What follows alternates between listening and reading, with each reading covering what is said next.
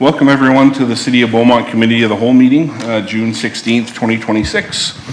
Deputy Mayor Stephen Van Newkirk, committee chair tonight. So I'll start with our land acknowledgement. As we gather here in Beaumont, we pause to acknowledge the land we're blessed to live and work on and to honor those who came before us. We value the enduring relationships with the French pioneers and Indigenous peoples who continue to share their history, knowledge, and culture with our community. We're also thankful for the generations whose dedication and faith helped shape this community into the vibrant city it is today. With that, we'll be looking for Councillor Hyde. Thank you, Chair. I would move that the June 16, 2026 Committee of the Whole meeting agenda be adopted as presented. Thank you for that. Any questions or debate on that motion? Seeing none, I'll call the question.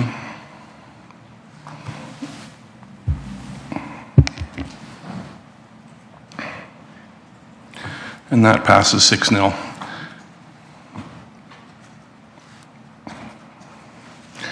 Now we'll move on to item number 3, adoption of the minutes. I have a committee member that is willing to move the adoption of the minutes. Councillor Penrod. Thank you, Deputy Mayor. I move that the May 19th, 2026 Committee of the Whole meeting minutes be adopted as presented. Thank you. Any questions, concerns, or debate on that item? Seeing none, we'll call the question.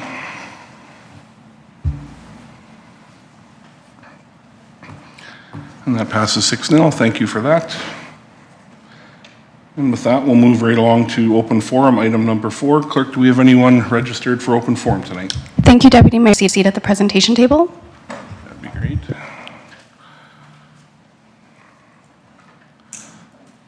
Thank you for that. And if you just press the big button at the bottom, so green is asking to speak and red gives you the floor to speak. So we'll give a 5-minute timer going here, and then so you'll use your 5 minutes very diligently, and then following that, we'll open up the floor for council to ask any brief high-level questions. And just a reminder, we haven't got the child care report yet to even ask questions on, so just to ground any of the discussion and questions and stuff.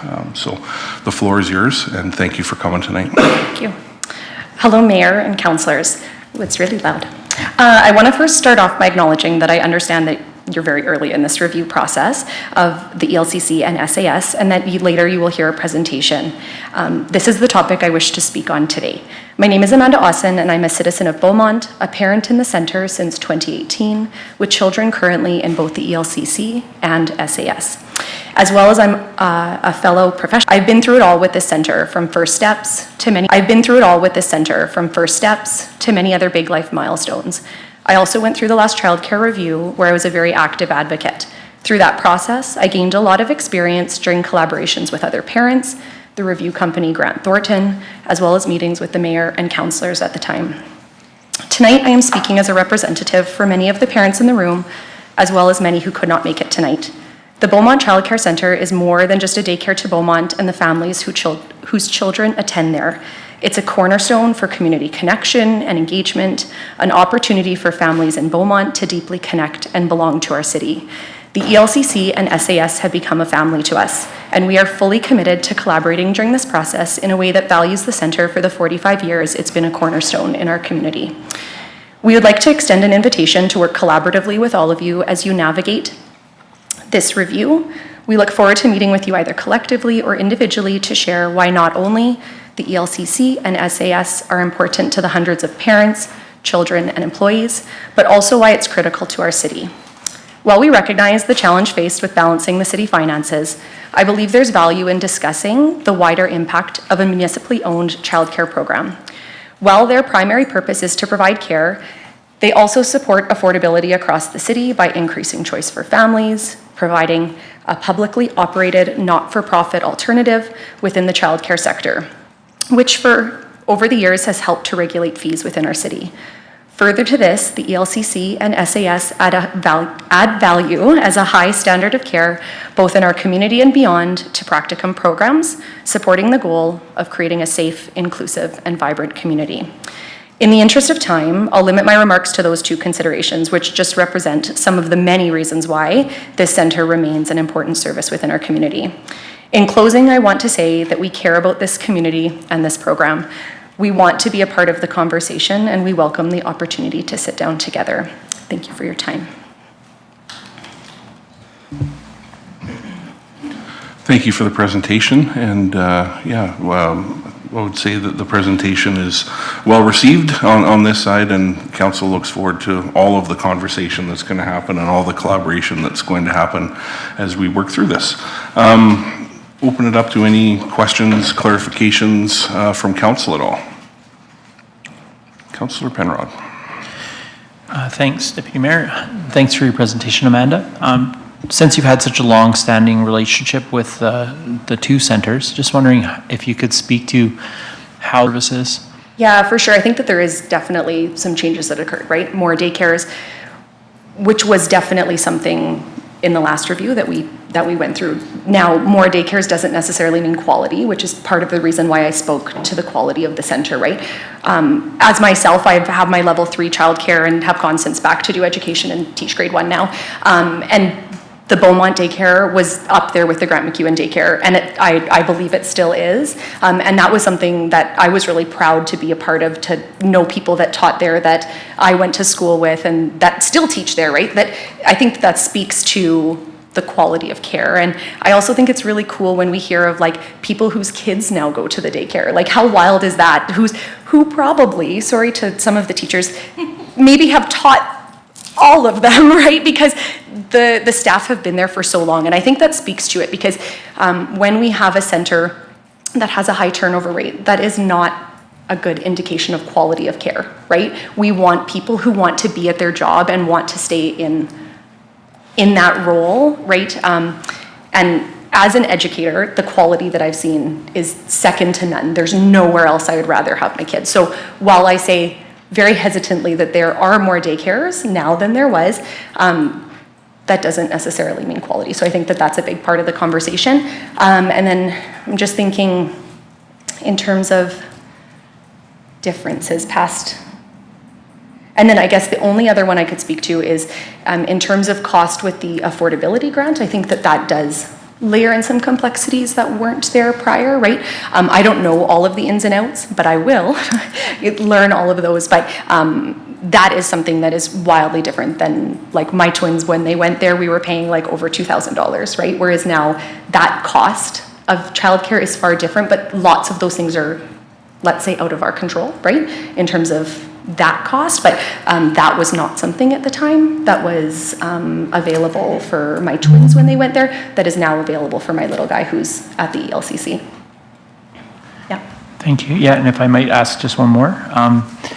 Just wondering, you kind of started down that path, but just wondering if you could speak, and I understand there's a lot of people in the room and you're just speaking to your own experience, but yeah, because you've kind of rooted yourself as being there for a long time, hopefully, at least for me, your words carry a little bit of weight. Just wondering if you can speak to how the service has changed or not over the past, since 2018 that you mentioned, as we've had a couple layers of cost recovery policies kind of put on, and that's changed. Has that affected quality of service or types of folks that can access the No, you know what I'll say is that there's one thing that has never changed, and that is the quality of care. I know that everybody that I speak for and everybody behind me could attest to that. There has been no quality of care difference, right? It was gold star when my twins were there, and there is a reason why my third baby is at the child care center. I can say this with my whole heart, that there has never been a day that I have ever questioned where my children go to daycare, right? And I think that that speaks to it, especially as someone who went to school for that, right? That I know what to look for, let's say, and never has there been a day I've questioned it, both back in 2018 all the way through to now, and I would recommend it to anybody. So no, there's never been a moment that I've been like, oh, this service has dropped because of cost recovery. Absolutely not. The teachers that taught my twins teach my little guy, right? There's something to be said about that. That has never changed, and the heart and thought that they put into their programming is first class. Thank you. I'll just echo the chair's words. Thank you for the proactive display of being willing to collaborate and work together as we search for solutions on this file. Thank you, Councillor Penrod. Up next, I've got Councillor Hyde, followed by Councillor Murray. Thank you. Yeah, I just wanted to, Amanda, this takes a lot, but this is obviously a very passionate, emotional gathering here this evening, and I love the fact that people come together from your community to express these type of things. And this is obviously a multi-generational place for people to grow. So it's not lost upon us up here that these decisions weigh very heavily as we're going forward. It's not just another line item. It's obvious that this is something that people feel passionate about. And whenever you're dealing with those type of things, where you have these type of passions, you really have to think about how it's going to affect your community. So that is not lost on us whatsoever. And I just want to thank everybody for coming into the room here today. And we will be carefully considering everything. Just you have my, my total heart on that one. Okay, thank you. Thank you, Councillor Hyde. Councillor Murray. Thank you so much for your presentation. I know it can take a lot of guts to come up here and talk to us, so we appreciate it. But when you talk about the quality of care, can you just give me some ideas about what is sort of the top of mind when you talk? I know you mentioned a little bit about that consistency in staffing and programming, but can you just give me like a few more ideas of what we should be considering as well when we're looking at that? So I think that one of the things that I feel that the ELCC and SAS do great is there's many things. The top two would be safety. I don't think that I've ever questioned the safety. I'm not even gonna say I don't think. I have never questioned the safety of my children in their care. And that is not a statement that can be made in the childcare sector, right? Like there is so much trust that goes into our babies being in someone else's care full time. So if safety is sort of my number one in terms of that's what we want is for our kids to be safe, right? And then the second is just that program quality. Like it is not a cookie cutter program where we're practicing just fine motor by cutting shapes and putting them or whatever that might be, or doing just tasks on a table, right? When my son comes in saying that he is Spider-Man for the day, and that is what, all of a sudden, the room transforms into a world that meets exactly where he's at. And he comes home as a almost 3-year-old, empowered that he was Spidey and he took down everybody with his webs today.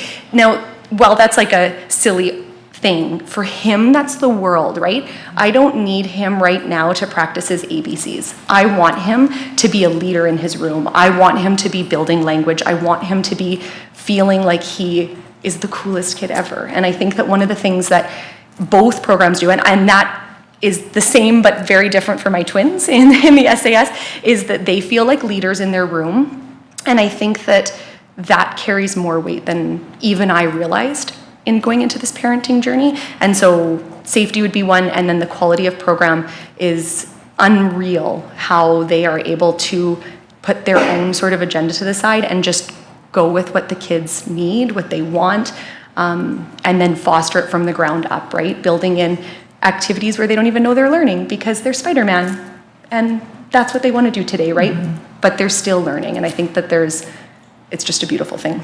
Okay. Yeah. Thank you so much. Yeah.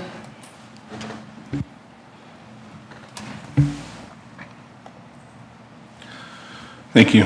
Jostling the buttons around here to make sure we got the right mics on. Yeah, thank you for your time tonight to speak. Oh, Anthony, you want to jump in? Okay. Councillor Colesmith, you're up. Took me a minute. I had to formulate the thought. No problem. I appreciate your presentation. Thank you.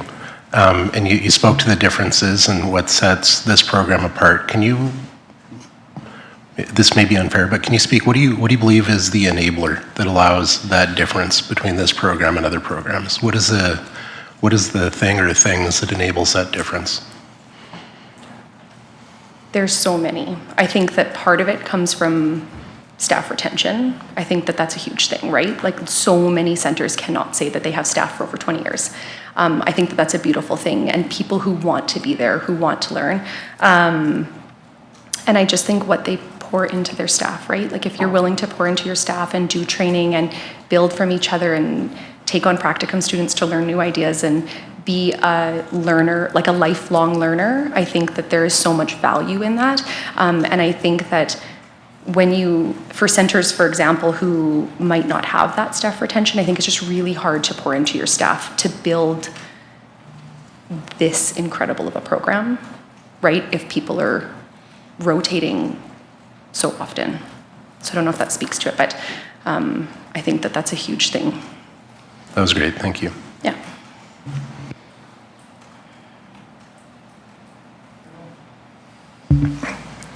Seeing no other requests to speak, thank you for your time. And we're going to move on to AI, and then we'll be jostling back to childcare review and item 5.2. So thank you.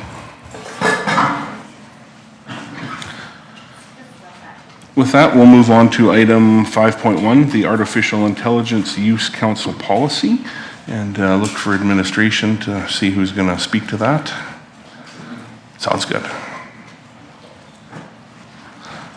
And I'll turn you on. You're good to go.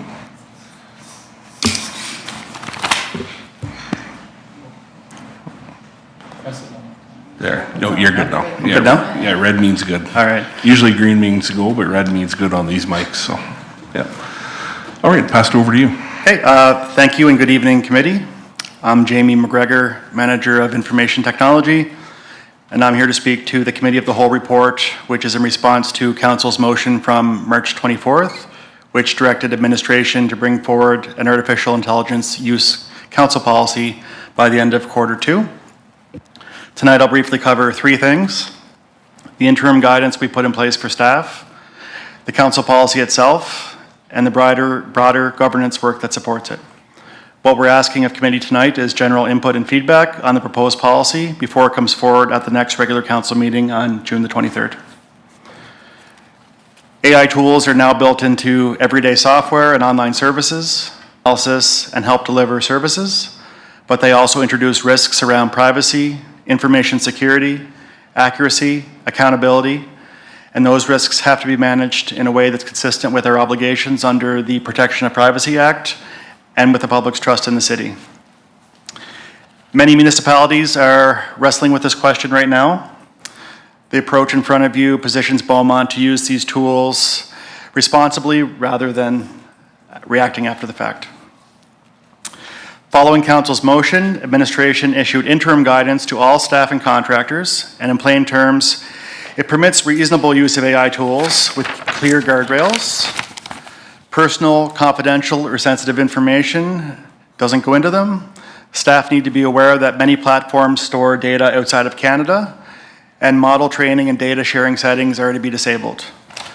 All AI-generated content must be validated before use. AI is not to be relied on for legal, financial, or compliance decisions without proper review, and approval is required before integrating AI tools with city systems. Subsequent to the motion, we've also taken two practical steps beyond the guidance itself. The city has acquired AI literacy training that can be delivered to staff, so people using the tools understand both the opportunities and the limits before they're given access.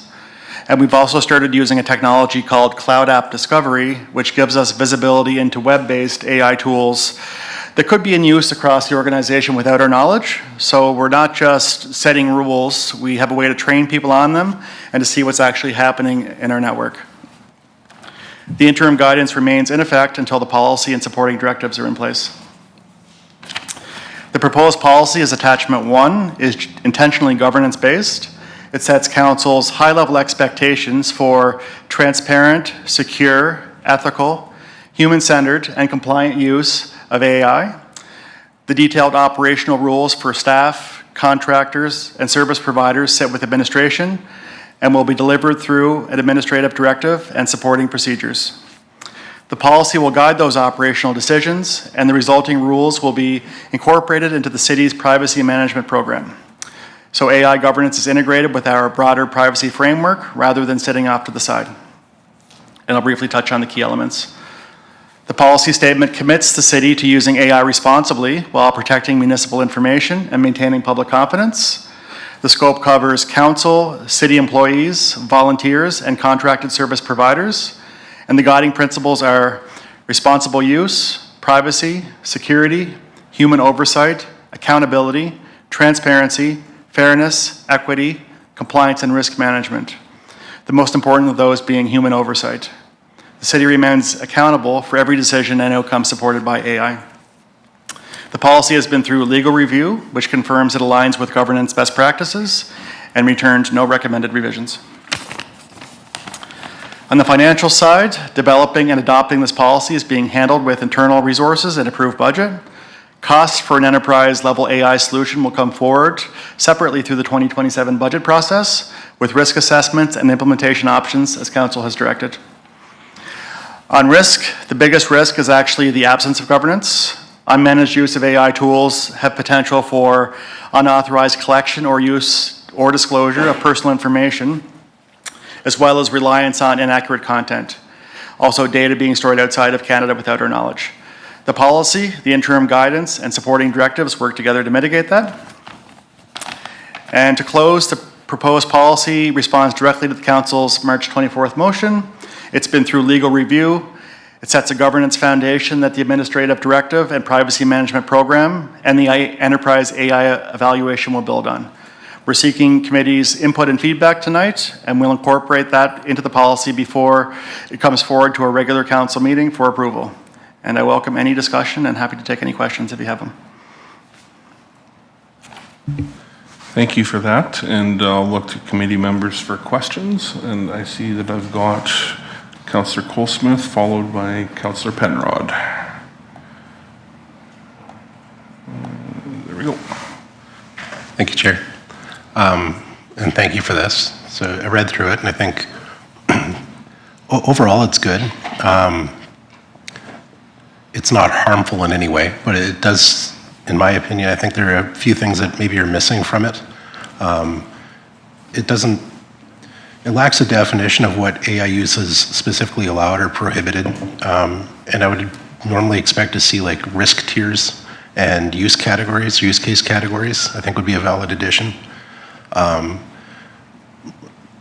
Everything is delegated to administration. It doesn't appear to give them the tools or authority to deal with that. There's no framework for how they're supposed to, an AI inventory, mandatory risk assessments, procurement rules, audit processes, training requirements. I didn't see anything about requirement for public disclosure in the case of an event. And I would expect a lot of the risk would come from, like cloud vendors or SaaS tools embedded with AI, chatbots, that sort of thing. Like maybe that could be addressed. And the exceptions clause, I thought, was really broad. I'd like to see that narrowed down, if possible. Appreciate those comments for now, and we'll move on to Councillor Penrod. Thanks, Chair, and thanks, Councillor Goldsmith. I can always rely on you to bring the heat on the technical pieces and really zero in on technical aspects of these. I don't bring that skill to the table, but I wanted to zoom out, and if I could, Chair, ask one high-level question and two specific questions. We don't get Mr. McGregor here in front of us every day, let alone with a room full of people. And so at the risk of sounding like a Luddite, I just want to kind of ask, I mean, everybody's talking about AI these days, and you mentioned in your report and here again tonight that the number one risk is using it without governance. But maybe the number one risk is using it at all. And seems like everybody's integrating AI somehow in their workflow these days. Just wonder if you could speak for the public tonight just to some of the practical examples of where AI has been or could be deployed across the organization in service to resident services, to improve services or to drive financial efficiency. Through the chair to Councillor Penrod, thank you for the question. AI is, it's a very broad topic. I think when people say AI in 2026, they think of chatbots like ChatGPT and others. The reality of AI has been around for decades. Machine learning has been used to predict rainfall and crop cycles and parasites. So I would say from a practical sense, if you use the literal definition of AI, it's already integrated into many of our tools. So getting away from it is not, not practical to do that. I think NOR is inventorying every single possible use case for AI for the city. So I think we will improve our ability to, inventory how we're using AI and for what use cases. And, the possibilities are literally endless. Everything from summarizing documentation to coming up with financial calculations quicker than you might by doing it manually. Human resources recruiting, going through stacks of hundreds of resumes to surface maybe the prime candidates are a couple of examples. But you hit on it as well, Councillor, is it's being integrated into everyday tools through general updates from these cloud vendors. So it's becoming part of basically everything that we do. Thank you for that answer, and glad in that case where it's just a practical tool in daily use that we're getting some governance in place and better something initially, even if it's not perfect, and work towards honing it as we go forward. So 2 specific questions. I'll echo Councillor Colesmith's comment that exception clause is pretty broad. I want to zero in on the start of it. Exceptions to this policy may be permitted. Who decides, and what mechanisms do we have in place across the city to ensure those decisions are consistent across city departments? We envision a screening process for all platforms and applications. Actually, the Protection of Privacy Act that we're working towards compliance actually has separate requirements of municipalities to perform certain impact assessments around privacy and security anyway. So outside of our AI policies, we will actually have other compliance reasons why we need to be assessing those applications as well.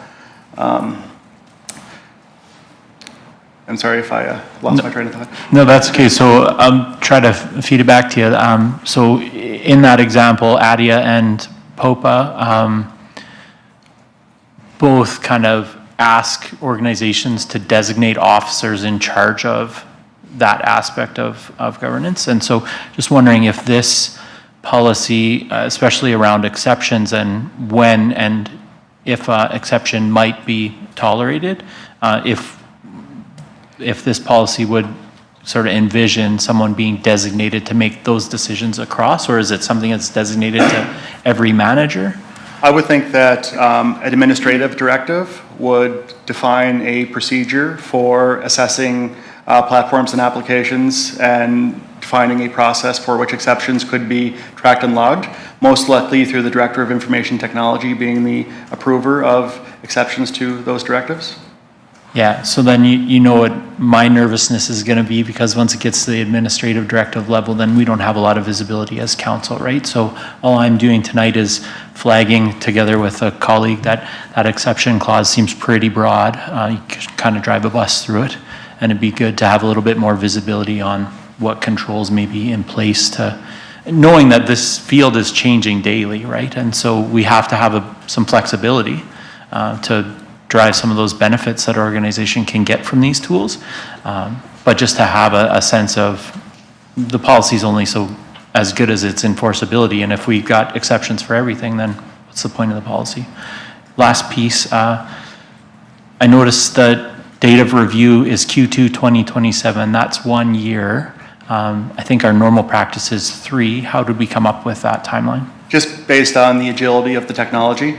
You know, you look at the news and there's some new innovation, something's happening on a fairly aggressive cadence in the space. So we thought this, to the point that you made, it's a moving target. We thought that a more aggressive review cycle for this policy would be appropriate, so we can, keep pace with the technology as it changes. Thank you. Fully support that decision. Thanks, Chair. Thank you, Councillor Penrod, and the goal of tonight is to get that feedback, so it's less about timers right now and more about good feedback, and thank you both for that. I was going to also point out the Q2 2027 being, big thumbs up on that, because things are moving fast. So, Mayor, we'll go over to you. Thank you, Chair. Mr. McGregor, thank you so much. So you mentioned in your presentation about certain AI types, categories, and their storage are offsite in different places. So I want to echo what my colleagues have just said about the exception in terms of, I think that it would be helpful in the policy if we could put something in there that says these particular ones are not something that we as a municipality would endorse to be used here because of those factors, because of the risk of the storage being in a place that we can't access, or whether or not there's a proprietary platform that we have or customized. I'm not sure what your thoughts are on that. Through the chair to the mayor. So one option would be to define use cases that wouldn't be appropriate. POPA itself is fairly restrictive in where public sector organizations can store data. So it's already pretty tough to store data outside of Canada as it is. And risk assessments are required to really understand that cloud provider's obligation to you as their customer to protect your data and to ensure that it's not accessible by maybe a jurisdiction outside of your control. So, you know, I envision our procedure for vetting and approving cloud tools to take those things into consideration, but absolutely welcome your feedback on having that maybe lifted up into the policy as well. Sure. Well, even thinking at kind of an everyday use like ChatGPT and cloud, those ones which, you know, someone might go to type in some stuff just to get some information, whatever, it's still a use, it becomes a habit. So that's more what I'm thinking about in terms of things that are more on maybe a granular, lower level in terms of use that still could put us at risk. Yeah, chatbot tools, you know, people can do anything. It's you need administrative controls, training in order to help guide the users and how to use them in safe ways. It's tough to prevent all possible use cases in many cases, although there are technologies that give us some control over, you know, for example, staff members putting personally identifiable information into the tools. We can, in some cases, control that. But yeah, a big piece of ensuring that staff use them properly is training and awareness. Yeah. One last thing is, you're probably aware of what the government of Alberta has been doing in this whole area as well, in terms of their robust research and implementation and testing through their own system, which is similar to ours on a different scale, and of course, organization and governance. Is there anything there that we can learn from as well, or maybe you've already tapped into that? Absolutely, we have. We looked through their existing policies and guidance thoroughly in support of developing our own policies as well. So we're definitely looking to them to help us understand what good might look like from the provincial level, and then you know, make it fit Beaumont as well. Awesome. Thanks, Mr. McGregor. Councillor Hyde, over to you. Yeah, I'll try to be brief. All of my colleagues have nailed a lot of the questions, but as I look at the front of this document, it says, get an AI-generated summary of this PDF. So constant, all the time, it's always popping up. You go to Google, it's AI. You go to anywhere, it's AI-generated questions. So I think the biggest thing on, just to really take this down, is making sure that the public is aware that we are working on AI policy to try to make sure that everything is secure as possible. And I think that's the point that we need to get through, is that have we uncovered every place, every sticky place that this could happen, and how are we going to make sure that we keep a lid on it and keep up with it? So my thoughts is, how do you keep up with AI? How do you keep up with the constant changing and make sure that we're protecting not just ourselves, but the citizens of Beaumont as well? I think that's the warranted question right there, is how are you going to do that? Yeah, I think the most pragmatic way of doing that, Councillor Hyde, is having operating procedures built into your operations that require review of platforms and applications at specific trigger points. So, you know, whether it's an update cycle or you're doing a refresh or a procurement, having those opportunities to assess those applications and see what's changed, you know, since the last time maybe it's been assessed, I think is a pragmatic way of starting to, you know, eat that elephant a bite out of the time, because we have to start from somewhere. And as you said, you know, we need to take a step in governance, and we can mature and grow as we go on the journey. Okay, thanks very much for your presentation. I hope that AI doesn't replace me anytime soon, but you never know. Maybe the next council will have 2 chatbots on it. I don't know, but I'll figure it out. Yeah, just looking to see if Legislative Services wants to chime in on that one a bit.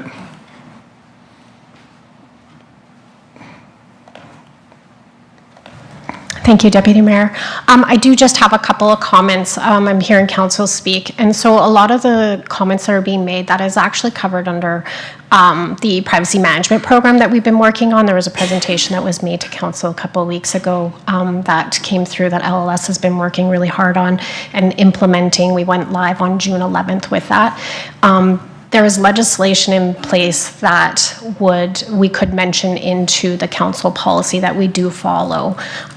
We would not want to align a policy because of course it wouldn't trump the legislation that we have, but there is privacies. I know Councillor Penrod talked about the designation of the privacy officer. That is myself. Council did that by bylaw at the meeting 2 weeks ago, so I am responsible for the privacy of our residents in Beaumont as well as council and staff. So a lot of those comments that you have been made are covered under the legislation and within our PMP program.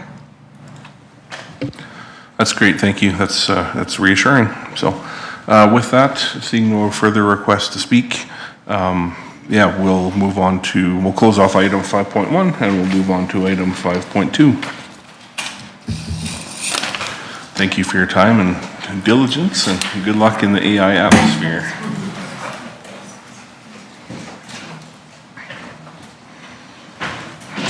Just give a moment here to get the room ready for item 5.2 for the presenters.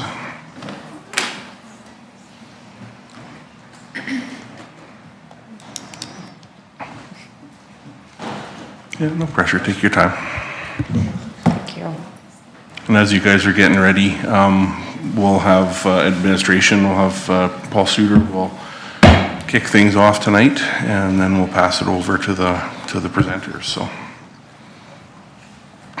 good evening, Chair and committee members, members of the public, administration. My name is Paul Suter, Director of Community Services for the City of Beaumont. This evening, administration is here to present a report in response to a motion made December 9th of 2025 during the 2026 budget process. Administration engaged Urban Systems to prepare a report on some analysis of the fiscal realities of the Beaumont Child Care Program, some information on current market landscape, and some possible scenarios for Council's future consideration. With us this evening from Urban Systems is Christina Hopkins and Lucas Timms. We've got considerable bench strength from administration to support as needed. We have Shiko Rukovo, Manager of Family and Social Services, Laura Grenning, Child Care Supervisor, Jennifer Nisik, Director, Economic Development, Donna Montney, Director of People Services, and online we've got Jay Bahacek, Director of Finance. The recommended flow for the conversation this evening, Chair, would be administration presents the presentation, clarifying questions on the presentation and the report, anticipating there may be questions that are appropriate to respond to in a closed session. Administration would recommend those questions be tabled for a closed session later in this conversation. And with that, Chair, I'll turn it over to Christina and Lucas to run through their presentation. yeah, thank you for that opening. And so just so Council is clear, Legislative Services will support the questions tonight. If there's anything that looks like it might be a question that would be better served in closed session due to those privacies required, then we'll look to have some support from both the presenters and the ample bench strength we have here tonight supporting the conversation. So with that, pass it over to you. Perfect. You got the clicker and all that stuff? Yes, right here. Thank you. Right on. Okay. All right, thank you. Thank you, Chair. Thank you, Committee. And thank you, Paul, for the introduction. Today, if I can move on to the next slide here. Today we have a few objectives of some information to walk you through. I would also like to encourage everybody participating in today's conversation to put on their curiosity hat. We're very much here to explore some of the implications and provide that information for good discussion. Of the operational context, we're going to talk a bit about just how the child care services operate in the context of Beaumont. We're also going to have a look at the financials based on comparison to the existing council policy and look at some of those changes over time. And we're going to walk through some potential scenarios for future consideration for child care services and explore some of those levers that might make some of those changes. I guess as a reminder, this was the motion provided by council, ultimately looking for provision of information on several different sources here. From looking at internal efficiencies, partnerships, outsourcing, cost recovery approaches, an exit strategy, or maintaining the status quo. Also, for the purposes of today's discussion, because we just want to make sure that we have common language, so when we're referring to Beaumont Childcare, we're referring to the municipally run childcare services, which includes the Early Learning Childcare, ELCC, and School Age Site, or SAS. When we say cost recovery, that is as defined by the current council policy. So that's the percentage of expenses covered by revenue, with expenses as defined by council policy. When we say municipal subsidy, that is the dollar value difference between the total revenues collected and expenses occurred. So that's the dollar amount versus the cost recovery percentage. And more information to come about this later, there's the Canada-Alberta Early Learning and Childcare Agreement, which is a mouthful to say, so we're going to refer to that as the provincial agreement in this case. Yes, more information about that to come. Also wanted to revisit, I know a presentation that council you received in the fall about the level of service inventory, where childcare was identified as a discretionary service as per that review, which means the service responds to a particular community need based on positive business case or other specialized purpose. In that review, childcare was identified as a higher cost service with overall lower population served, and the recommendation at the time was to review discretionary and traditional services as part of good governance. So here we are, acting upon the previous work that has been done. Okay, so we'll talk a little bit about the operational context of childcare being ELCC and SAS. So both programs are regulated by the province of Alberta through the frameworks. This program started in 1980 when the Beaumont population was a total of 2,600 people and had no childcare options. So when it first opened, it opened with 29 spaces, which represented about 1.1% of the total population of Beaumont at the time. Things have changed since then, both in terms of population and number of childcare services available. There have been several previous reviews of the provision of childcare service with different methodologies and coverage. In 2006 with Hargreaves and Associates, 2009 in Breakwell Consulting, most recently in 2018 by Grant Thornton. As a response to the 2018 report, the city also prepared a childcare services business plan in 2023 with some action upon some of those recommendations. Also want to point out that the current program is partnered with the Kids Included program for access, support, and participation, which builds upon educators' skills, knowledge, and confidence for inclusion for all children in their care. The program also accesses support from Family Support of Children with Disabilities. And you have ongoing partnerships with Grant MacEwan University, Red Deer, Lethbridge, and Northlands Colleges to provide practicum placements. So you're also training the next generation of educators. That's just kind of general information.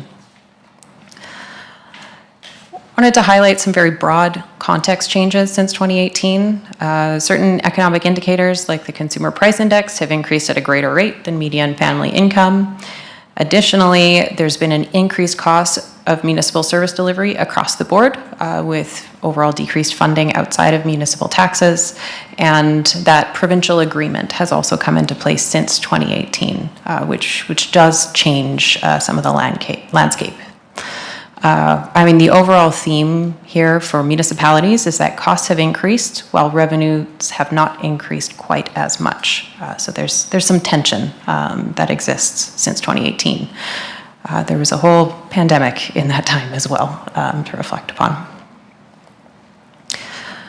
All right, as promised, there's some more information about the provincial agreement. So this came into effect in 2021, and the objective of this agreement was to move childcare costs for parents down to $10 a day over a certain period of time. So each province signed an agreement with the federal government because it is a federally funded program to subsidize some of those costs. It also introduced some fee caps for childcare providers. So a major contextual difference from when the last analysis was completed is that the City of Beaumont does not have as much of a lever to pull on what you can charge parents for children of kindergarten age and younger. So you are limited right now, I think the number is $326.25 per month per child, and that's the maximum parent fee. Then the provincial agreement covers the rest to a certain predefined amount. As of our most recent information, just from the end of last week, Alberta is working on preparing a new arrangement with Canada for the 27-28 fiscal year. Currently, details are unknown, and I believe administration may be able to speak to this more later, but there have been some conversations with the province, and not much has been learned from that. So, some more. Just here's how ELCC operates. So currently there are children between 12 months of age to kindergarten age, operates between 7 a.m. and 5:30 p.m., generally working hours. There are 88 licensed spaces, so that is the maximum capacity of ELCC, with five playrooms, 16 full-time educators, and some staff that are also shared with SAS as well. So there's staff that work between the two locations. At SAS, it's for children grades 1 to 6, so up to the age of 12, operates in the mornings before school and in the afternoons after school, as well as on non-school weekdays, like PD days. It operates in those bounds as well. It also operates all throughout the summer to provide care for kids as well. There's a total of 53 licensed spaces with 4 full-time educators, and then, as mentioned on the previous slides, those shared staff. So we have a couple of slides here just to show the relationship between ELCC and SAS, because the operations are, even though they're two separate locations, the operations are quite tied together. They are dependent on each other. So right now, licensed for up to 88 spaces at ELCC, SAS has 53 spaces, so your total licensed capacity is 141 children. There are current wait lists for both programs that fluctuate, but the most recent numbers that administration provided are presented on the screen. There's also a bus service contract that applies to both ELCC and SAS for children that require busing to and from school. At the bottom, we note that 15 to 20 children move from ELCC to SAS every year. So those children finishing up kindergarten right about now, who have been in ELCC for the year, many of them move over to SAS once they start grade 1. So there's a good chunk of kids that move every year between. Staff context, again, just a visual there's 16 full-time staff dedicated just to ELC, 4 full-time staff dedicated to just SAS, 1 supervisor, and 10 casual staff that support both programs. And as noted previously, staff turnover is quite low for the program.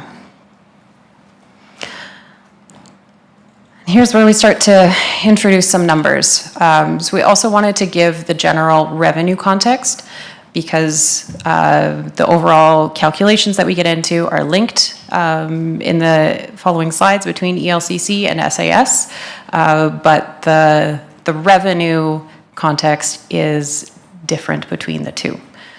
So as I mentioned, the agreement limits the parent fees to $306.25 per month at ELCC. So that's for children ages kindergarten age and younger. The provincial agreement top-up it's between that $739 and $1,127, depending on the child's age, because generally the younger children require more educators per child, so that cost is higher. But between those two revenue streams, that's primarily for ELCC. At SAS, parents pay fees of $600 per month during the school year and $825 per month over the summer because the hours are longer over the summer when kids aren't in school. Shared between the two, the bus service currently is charged at cost to parents. So there is no municipal subsidy for that service. There is also the provincial wage top-up, which applies to both ELCC and SAS. So those are all of the different places that dollars come in to the municipality through childcare services. We've got a note here just to say that children attend ELCC or SAS for roughly 8 to 10 years. Not every child will attend for that whole time. Every family is a bit different, but for the purposes of discussion, we're going to say about 8 to 10 years. So we did the math just over the course of a year. So with the current agreement for a parent for one child at ELCC, that costs $3,900 for one child. The total cost of that childcare at ELCC, depending on the age of the child, so this is the parent fees plus the provincial top-up, is almost $12,800, or ranges to $17,400 for scale. At the school age site at SAS, the parent cost for 1 year at SAS, that assumes a full year, summer and the school year, $7,650. And because there is no provincial agreement there, there's no other revenue that way. And for that roughly 8 to 10 years, the calculated cost of childcare for 5 years at ELC and 5 years at SAS is approximately just shy of $58,000 for one child. So if we're talking about revenue, that's what we're looking at. Provide some context on other childcare providers in Beaumont. Currently, there are 14 other facility-based childcare centers, as well as 34 licensed family day homes and others that are unlicensed, for a total of just over 2,000 spaces as taken from the Alberta Childcare Lookup tool just at the end of last week. So by the numbers, with 141 spaces, ELCC and SAS account for 6.9% of the total space availability in Beaumont. Also just some demographic information to give context. So 5,732, or 23% of the population are children under the age of 14, with some of those demographics broken down below for you to see.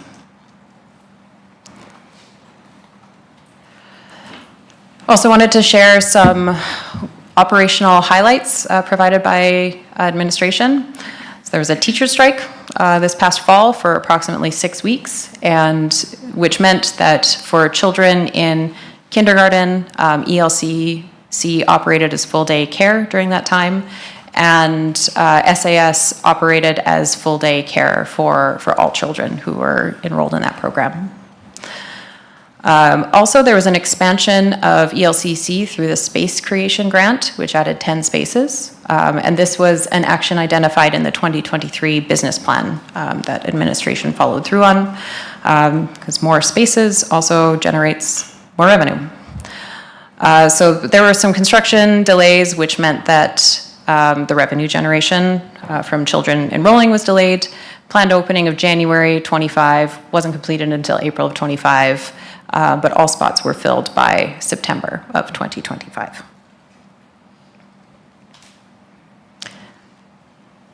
Okay, and now we get into the numbers and the calculation side of things.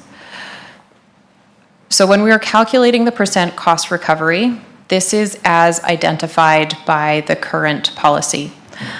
So we've got an icon in the corner here, which indicates that the current cost recovery policy defines cost recovery is supposed to be at 80%, which excludes indirect costs. So the pie symbol represents when we're talking about 80% cost recovery. So note that this excludes rent and amortization as well as other indirect costs such as IT or HR. And this is as per the current policy definition. We got the information from administration, which was pulled from GL codes, so directly from accounting software, and all of the expenses that were coded to those specific codes, as well as the revenues that came in as well.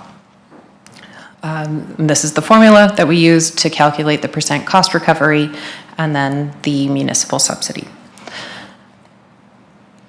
So when we did the math, we've also included the results from the 2018 Grant Thornton report, which looked at the 2017 numbers so that we can look back in history on what was calculated there.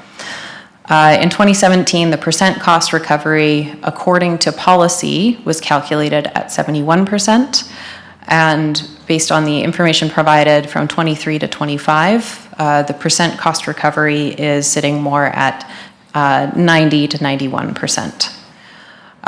So the total expenses has stayed relatively stable over time, and that's due to some internal efficiencies. Revenues has increased over that time. We understand that after the 2018 report, before the provincial agreement came into place, the city did increase some fees to parents, so that had an impact there as well. Also, more spaces were created. You're caring for more children, which generates more revenue, and the provincial agreement has also come into place during that time. So the municipal subsidy, as calculated as per policy, went from $345,000 as calculated in 2018 to approximately $180,000 now.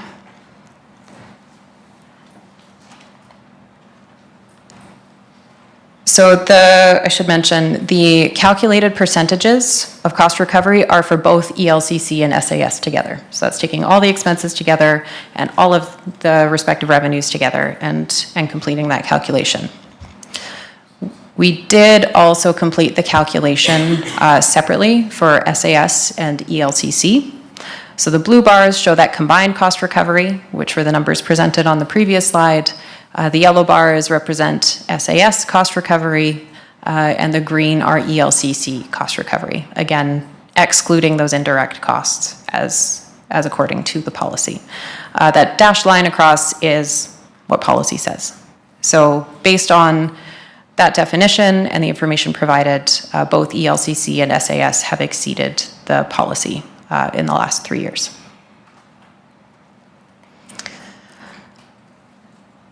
So we also calculated cost recovery, including those indirect costs. So where you see that pizza with the extra slice in there, we're including these indirect costs.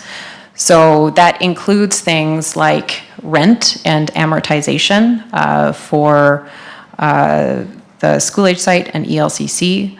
That also includes things like IT expenses, HR expenses, accounting, and other staff. As well as insurance. So there are more internal costs that are included in this version of calculation. So if we include those numbers, it does increase the total expenses overall, but the revenues do remain the same from the previous table.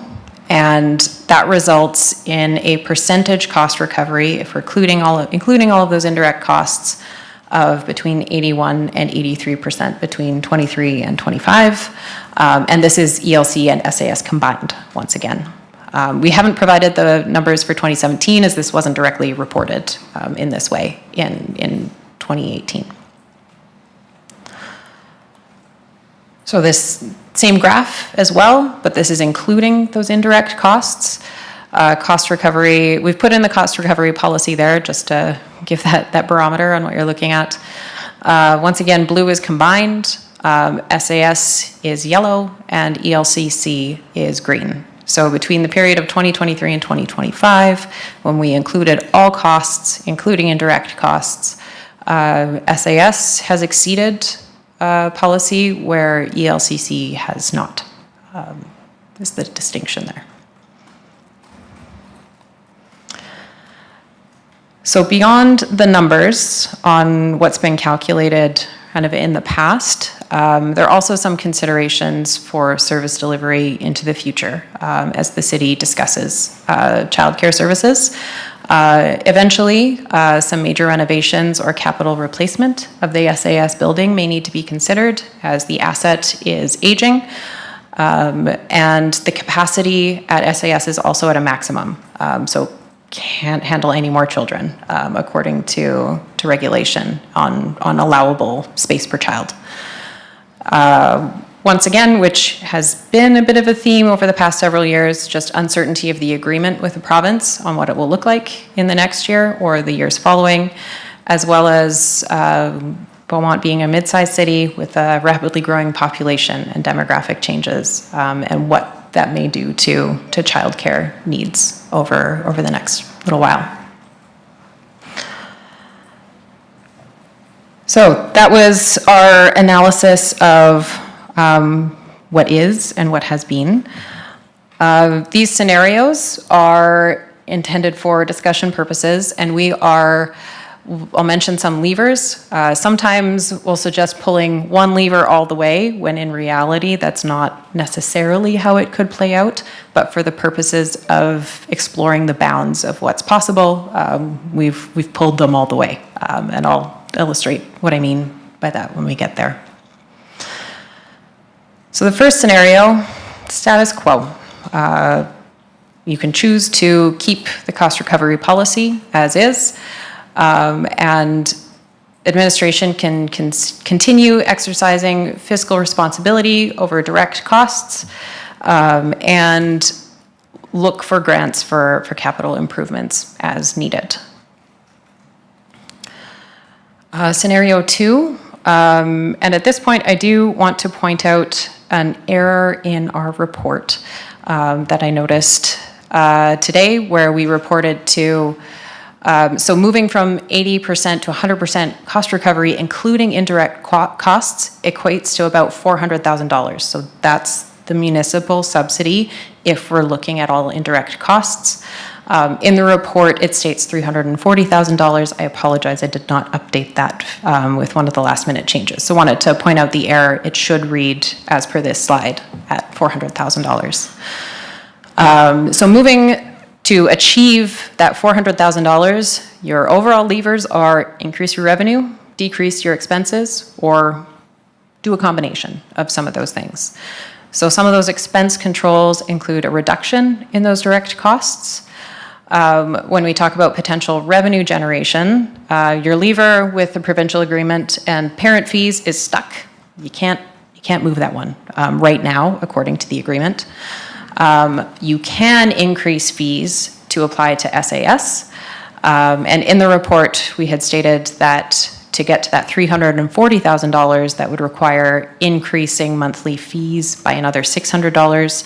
In order to get to that $400,000, as stated here, it's more like $680 per child per month.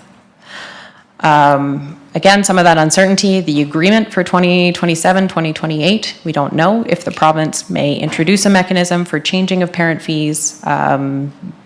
We don't have that information at that point. You could also choose to increase enrollment at SAS, which would require larger square footage, and the SAS building is currently maxed at its potential capacity. Another lever, if you pulled it all the way, could be to exit the provincial agreement and charge that full cost to parents, where the city then has full autonomy over what the fees could be. Scenario 3 could be stop providing service by providing notice to close ELCC and SAS. Some considerations based on your agreement with the province, they require 30 days written notice, and some planned communications may be required with the community on this. Some expense implications could be developing a public information plan, also some workforce transition costs, some uncertainty in terms of variability in staffing levels and program enrollment during a transition period. You will still have expenses at the SAS facilities.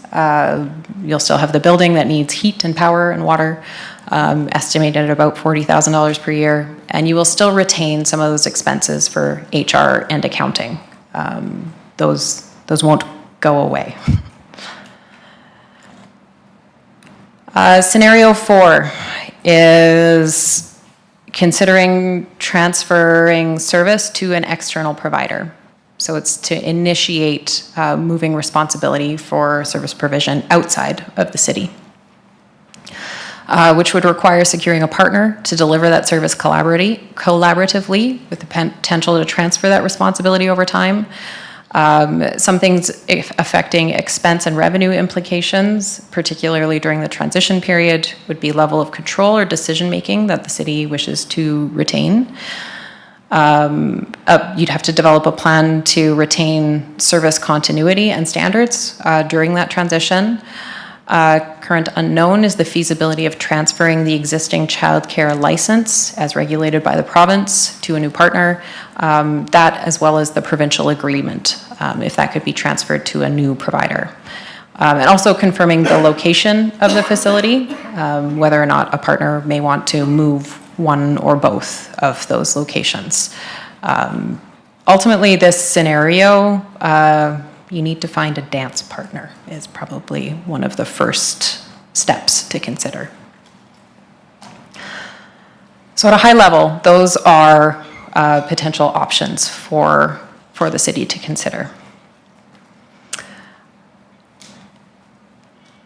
So we'd like to suggest, and this is consistent with the previous reviews as well, the central question here is, given the childcare context of today in Beaumont, does the city want to continue providing municipally run childcare services, is the question to pose. This is one way you could choose to work through that discussion on a decision tree. So if the answer is yes, Beaumont wants to continue running those services, then the question becomes, is the current cost recovery policy acceptable? And then scenarios fall from that, either scenario 1 or 2 as discussed. If the answer to does the city want to continue providing those services is no, the next question is, should the services provided remain but administered by another entity? And if yes or no, different scenarios to work through. So this is not meant to be a prescriptive process for you to follow through, but just something to consider as you are discussing. Some of our recommendations, just following the report, is to lean on your council strategic plan to support you in decision-making. Administration has started this, but proactively engaging with the province to try to learn more about some of those potential changes to the agreement. Establish regular reporting to council about performance against the policy. We understand that there are regular updates about the program itself to council, but not necessarily the calculated financial performance against policy. And also, this might depend on where you land on the tree on the previous slide, but consider amending that deficit policy for clarity, as well as guidance on timelines for reviewing the policy, were just some things that came to mind. So, thank you for the time, and we welcome your questions.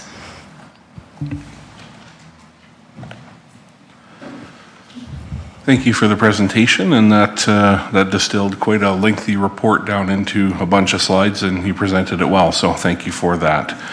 Now we'll try and go one question per person and just keep going around. If we figure out an issue before we move on, we'll deal with that then. But Councillor Murray, I'll start with yourself. Thank you, Deputy Mayor. Thank you for the presentation. It's actually answered a fair number of questions.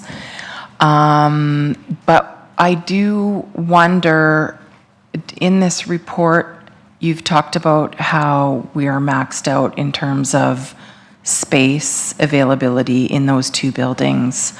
And I guess this is actually maybe a bit more of a question for our administration. Have we ever done any considerations about splitting where the children are based on age categories? I know we already have, 2 age categories, but perhaps splitting it even further. Has that ever been something that it's a consideration? Not sure who best from administration to tackle that one. Mr. Suter? Thank you for the question. I can't honestly tell you if that has been considered in the past. I could be corrected on that. I think, for me, we would look at a strategy overall on that front rather than just deciding that in a vacuum. I think collectively, when we look at the both locations, we realize they're both in aging buildings. We know we're at capacity. So I think holistically, we would look at that, assuming we are still in the business in the future, to where are we going to go? Do we have to grow? How do we update or upgrade the facilities? Or do we go somewhere else? So those questions, I think, are all tied together, Councillor Murray. So I don't know that splitting them up is necessarily the answer to, it might affect your revenues in some way here or there, but I think it's more a question back to the central question here, as well as that would all flow from that decision, whatever point we make that decision or that decision is made for us. We would look at a strategy around how best to deliver the service, knowing full well we have aging facilities that are at capacity. Right. All right, thank you for that. Mayor, we'll move on to yourself. Thank you, Chair. So just wondering, you gave the fees for the parent fees. How does that compare to the other facilities that offer same services in terms of the fees? Is that pretty across the board? The parent fees? Oh, yeah, it's red, we're good. Okay. Through the chair to mayor, sorry, I'm just trying to find the slide so that we can all look at it together. So the fees for every child care provider that provides care for kindergarten and under, if they're participating in the provincial agreement, will be $326.25 across the board. So if they're participating in the provincial agreement, and sorry, that's a secondary question. Just keep going on that. Okay. Yeah. Are there a number of facilities that do not participate, or is there certain criteria to do that? Yeah. So I don't know the exact number of which ones are participating or not in the city of Beaumont. We do know that the province has closed the program to any new private for-profit operators. And just recently, like in the past week or two, they've also said there's now going to be a limit on any new nonprofit providers as well, just looking to kind of spread out the provincial program in the places that make sense. But specifically, how many providers in Beaumont access, sorry, I don't have that information. That's okay. Yeah, thank you. Thank you, Mayor. Councillor Penrod. Thank you, Chair. I'm going to start with just a couple clarification pieces. I hope I can squish these into one. I'm referring to your report.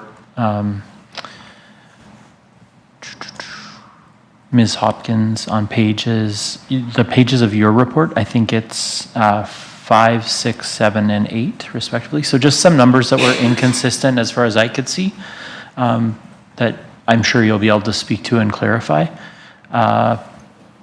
So the first one is a couple places we hear 14 commercial locations inside Beaumont, some 17. One number said 17, including R2 locations. Just want to get crystal clear on how many locations we have in Beaumont and why there's some drift in the report. Yes, Yeah, yes. you're still on. Okay. Through the chair to Councillor Penrod, yes, thank you. There are some inconsistencies there. And I'll eyeball just at the back for nods. 14 providers other than ELCC and SAS. Well, 17 total. So it should be 15 other than ELCC and SAS is the absolute correct number. So we're firm on the 17 number? Yes. Thank you. So it's 15 plus 2. Correct. Okay. Yeah. Thank you. Good. And that doesn't affect the seats, if I could describe them that way, for individual kids. That number is accurate throughout all the reporting. That total capacity, let me find the slide here.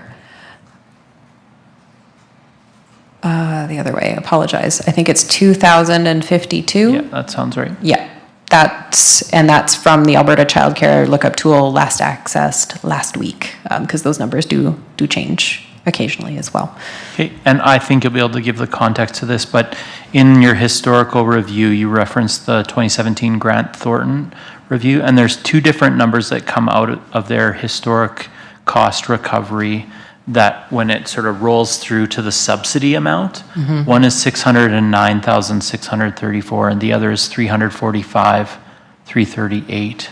Yes. Can you speak to that difference?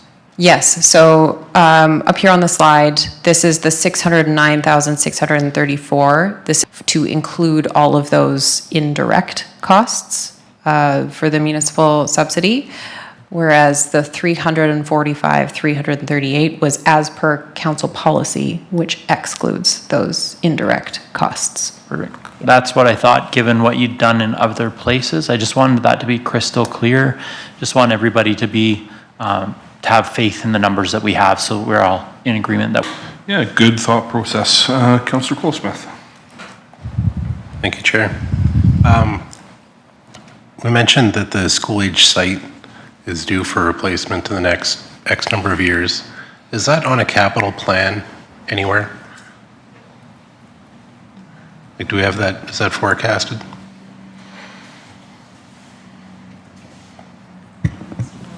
Through the chair to Councillor Colesmith, I believe it's forecast in one of the programs that infrastructure has for facility renewal. I can't speak offhand to what year, but I can try to look that up. I'd appreciate that, thank you. Councillor Hyde, you're up. Thank you, Mr. Chair. And thank you very much, Ms. Hopkins, for that detailed report. I think it was very forward-focused and everybody could understand it. You mentioned 77 children on the wait list. Were those children intergenerational children wanting to come on to the same facility, or were those new children to the system, and have they sought placement other than here?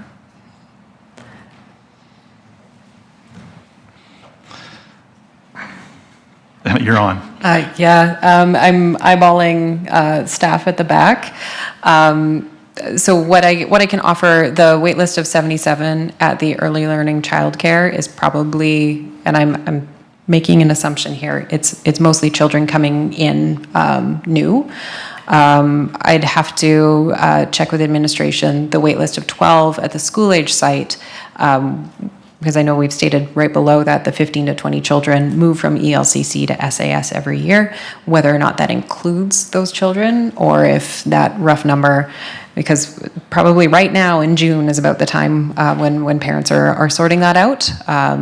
So I don't have a straight answer for you, unfortunately, in terms of how many are moving from ELCC to SAS, or how many of those on the wait list at SAS didn't previously attend ELCC, but I would look maybe to administration if they have that. Yeah, and even if admin doesn't have those numbers yet, I think, Councillor Hyde, it's a good question to ask, right? You know, is it other family members coming in? Is it new folks or what it is? So, yeah. Correct, yeah, I'm just looking at the dynamics of it, right? I mean, everybody here is very passionate about their children coming through there, and of course, some people have mentioned that they have new children that want to go through the system, and so that's where I'm going with this question is, are they wanting to do this system specifically, or is there not enough room for them to go somewhere else? Sort of an idea. That's what I'm looking at, and just finding that, so.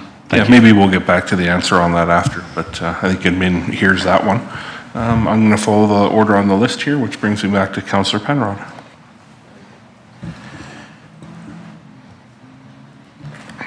Thank you. I got lots of questions. I just wasn't expecting to be up next, so I got to pick here. I'll just start from the top. So feel free to speak to this, but I think it's probably aimed at our economic development department. What do we know about childcare wait lists? This sort of further to Councillor Hyde's question, across the city and other providers. And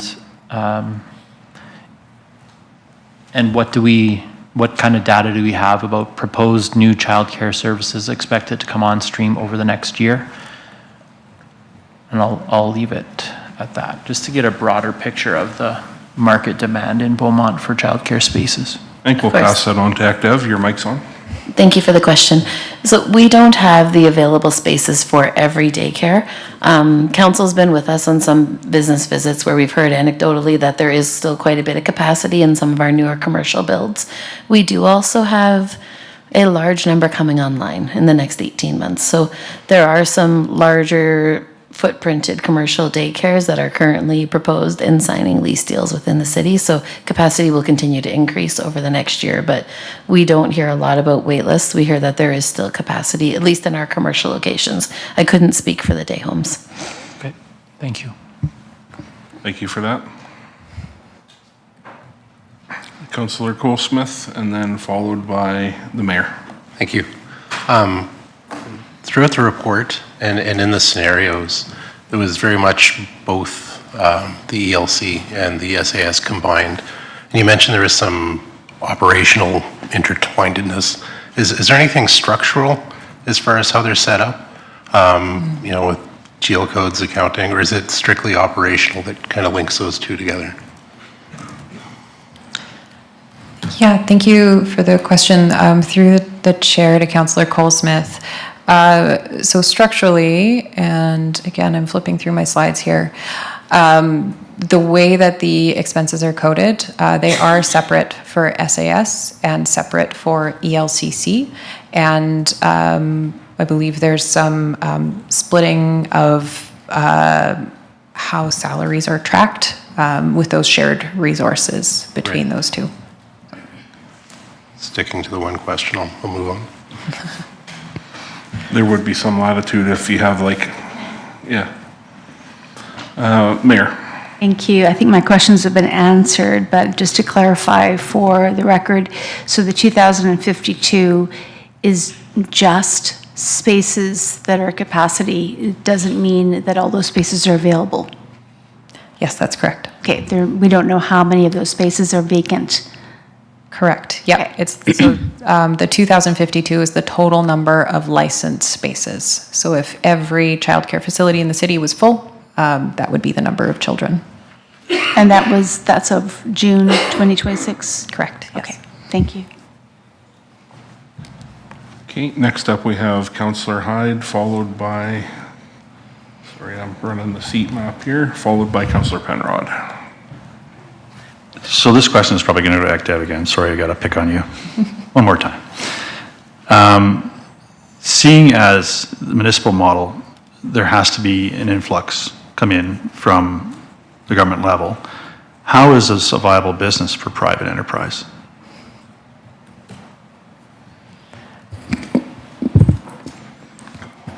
That would likely be a question for later on. Okay. Yep, just thought I'd throw it out there. Mm-hmm. Yeah, just keep track of that question, and if and when we get into closed, we'll revisit that. Thank you. Councillor Penrod. Thank you, Chair. Ms. Hopkins, did I catch, is it Mr. Sims? Timms, pardon me. I feel bad for Mr. Timms. Should he get to speak? Or I just wondered if you could scroll to the beginning of your presentation. You had a beautiful chart for us on service levels and amount of population served and cost of those services. Thank you. So this is why we're here tonight. I just wondered if you could speak to, and I'm not sure if you were involved in creating this chart initially. I know it was Urban that did it for us. Just wondering if you can speak to, does the chart take into account both operational and capital costs? Through the chair to Councillor Penrod, that is a very good question. I would have to go back and confirm, but remembering, I think the way that childcare was considered here, it was primarily operational costs. Yeah, so that would be, I think, an answer that I'd be really glad to have very clear for everyone, and maybe even more broadly, some of the basic methodology that went into preparing this report and the chart that reveals it. I'm happy to go back and look at the original report and dig through that too, but maybe that's something, some direction that we could have for our administration just to help us clarify or review that methodology. Sounds good. Thank you. We'll move over to Councillor Colesmith. Mr. Chair, this is Jay Bohachik, Director of Finance, online. This is in response to answer Councillor Penrod's question. So the financial information that we provided was purely operations as far as cost recovery. From an operations perspective, the capital elements are separate, and we do have those numbers as well for consideration as far as what's in the plan in the 10-year window. But just for the dollar values that were provided as far to the basis for the analysis was just the operating costs. Yep, please. Subsequent, so to continue with the capital answer, sorry, since I'm hogging the line, I might as well answer two questions at once. The capital plan, as it was presented last year, had ELCC renewal, $30,000 set in 2029 and $200,000 set in 34, as well as there's $165,000 set in 2029 for the playground for the daycare, and then the SAS site had $70,000 in 2030. Now, I'm comfortable giving those numbers out at this point because it's well in advance of budget approval, and we will be updating them through the year, so it's not tipping hands or eliminating procurement advantage. So just for context of why we're sharing those costs out in public. Yeah, Councillor Penrod, you can clarify. Yeah, thanks. Thanks for jumping in, Mr. Bohachuk. Just wanted to clarify, so you said operational costs are what drove, we were specifically talking about childcare. Can I just clarify that the same methodology was used for all of the different services that are listed in the chart? So if I may just respond to some of that clarification. So the numbers that were provided for this analysis that we're talking about and reviewing today were just operational. For the level of service inventory work, we would have to go back and just confirm whether or not that represented operational and capital dollars. Yeah. Thank you. Councillor Colesmith. Thank you, Mr. Chair. Is there any more detailed information about the other childcare service providers and do they offer services with the similar age splits as we have with these sites? And is the demand similar at those to ours? Do we have any of that information? Through the chair to Councillor Colesmith, that was not part of our analysis at this time. I was maybe looking to, I guess it would be ECDev, if maybe they know this is probably an unfair question, but do we have any sense of what age ranges the new service providers or the other service providers offer? Thank you for the question. Again, we haven't surveyed all service providers, but through our business visits, we do understand that other providers do have the age ranges as well. Thank you. Sounds good. That brings us back to Councillor Murray. Thank you, Deputy Mayor. Just a question, in the report, we haven't really discussed if there is another municipality that is doing a similar service across the province, and if so, what can you tell us about that in comparison? Have we looked and seen where they may have, eliminated some costs or that sort of thing? Yeah, thanks for the question. Through the chair to Councillor Murray. As part of the scope of this exercise, we did not reach out to any other municipally provided childcare. In some of the previous reports, there were some descriptions of others. Municipality of Jasper comes to mind as one. I'm not sure if it still operates today, but in previous, I think there were a handful. There were about 3 or 4 across the province that had provided that. Does administration have any insight on that? Okay. Thank you for the question. Yes, we are aware of the operation in Drayton Valley, municipality of Drayton Valley, which has a population of about 8,000. Jasper with a population of 4,700.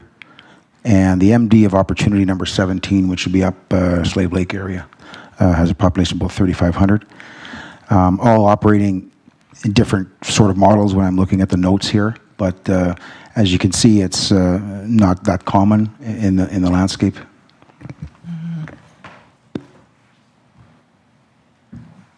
Is that good? Well, I have another question. Is it that same stream? No. Okay, well, we'll try and follow the rules. Okay. Back to, we have seat 16 next, which is Councillor Colesmith. Once I turn you on, sorry, I got the windows switched. There you go. Thank you, Chair. Regarding the numbers in the table with the various years, I think it was said that came from the general ledgers from the accounting software. So I guess my question, if we were to want to do similar reporting, for 2026, do we have to wait for a whole nother report to come, or is this something we can generate on our own? So through the chair to Councillor Colesmith, as part of our scope of work, we created the Excel model and left blanks for administration to fill out for next time, and walked them through all of the different inputs and how it works. So somebody with a little know-how and that software could pull the GL codes and tally it up? Okay, thank you. Councillor Penrod, you're up. Thanks, Chair. I think this is my last basic question, and it is pretty basic because it's one I've been wondering about for a while on a few fronts. For Mr. Bohacek, why does the city charge itself rent? So why is rent part of I'm sure there's a good accounting reason, and I'm sure you can tell it to us, but why does the city charge ourselves rent, and why are we selective in this? So through the chair to Councillor Penrod, so it's a practice, and this similarly for the library as well. So because it's a separate accounting entity, the library, and we get grant dollars, and it's incorporated into, so it's the cost of what it would be equivocally someplace else. The fact that we're leveraging existing space would not be a normative behavior, and so you would need to account for that in proper cost from that perspective. So it's largely an accounting exercise, and it is just to properly reflect the cost of service. And maybe I'll restate the second part. Is that process consistent across elective?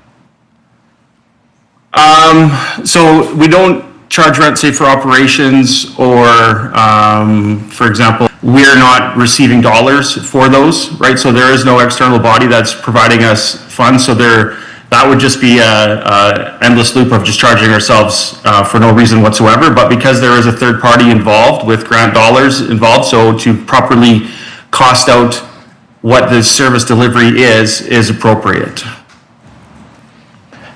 Thank you. Well, before I go, Mr. Councillor Penrod, there was just the other question about the operating costs on the service level review, and it is just the operating costs. So there is no capital in the service level review calculations. Thank you. Okay, thank you for that. Mr. Suter, I see you were still on. To add a little bit more context on the question that Christina answered regarding the modeling, the financial modeling. So that Urban Systems worked in alignment with our financial department on that to go through it, make sure the accuracy was there. We did a deep dive into those indirect costs, I think, better than we may have done in the past. So I am very confident that what you see is fully captured here. There is nuanced arguments around what Mr. Bajic has talked about with the rent piece and maybe some other pieces, but suffice to say, what was built for us with Urban Systems is something we're going to use going forward, and it can be more accurately reported in the future using that tool. Thank you. Yeah, thank you. That's great. Just going to do a last look here for any questions from council, and not seeing any right now. So what I would suggest now is that we look to move in camera and speak with administration so they can provide some more information on a couple of issues that I think will provide some color to some of the questions that I'm hearing folks leading toward. So just looking to Ledge Services on some advice on timing. Shall we take a break and recess and come back, or shall we motion to go in camera first? What do you think procedurally would be the best?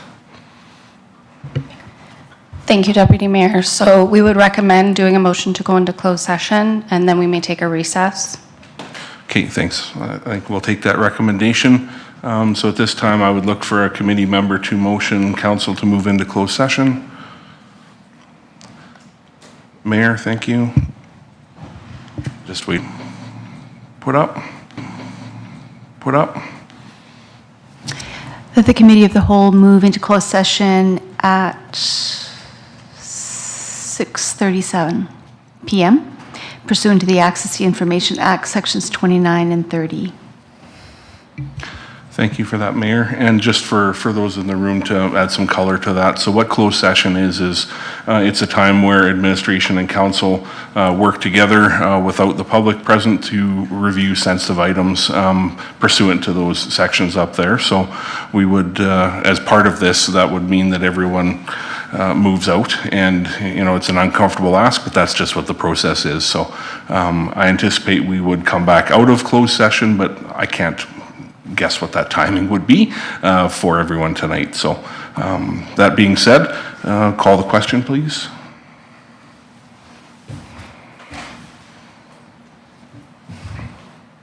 And that passes 6-0, and we'll move into closed session and get the room reset here. Thank you very much.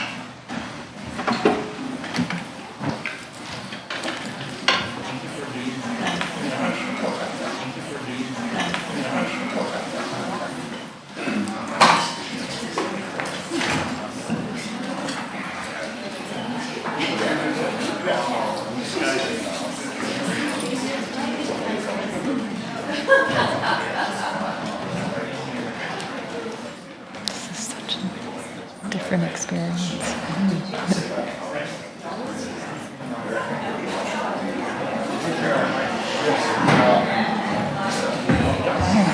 I need water.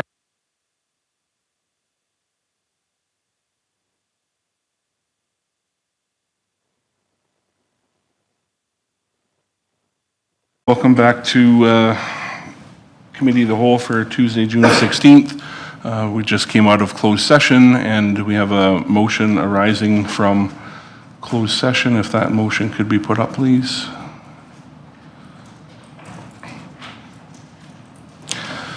Thank you. I will move that the child care review item be referred back to administration for further work as discussed in closed session, and that the child care review discussion remain confidential pursuant to the Access to Information Act Sections 29 and 30, and that by the end of September 2026, administration prepare a report for council's consideration. Thank you.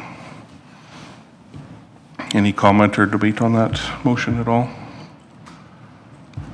Seeing none, we'll call the question on that.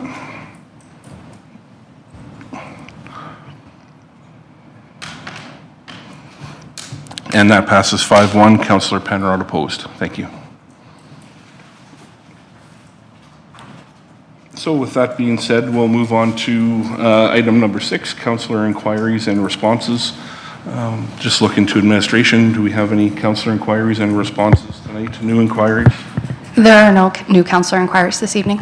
Okay, sounds good. That takes us through number 6 and brings us on to adjourn last meeting as deputy mayor. So it's been a pleasure doing the deputy mayor thing, and the baton will be passed over to, I believe, Councillor Natellenboss. Is that correct? He is next. So Nathan, you're up. And thank you to everyone who came out tonight. And the rainstorm, it was badly needed, right? After 5 inches of rain, but we got her again tonight. So thank you, everyone. The meeting is adjourned.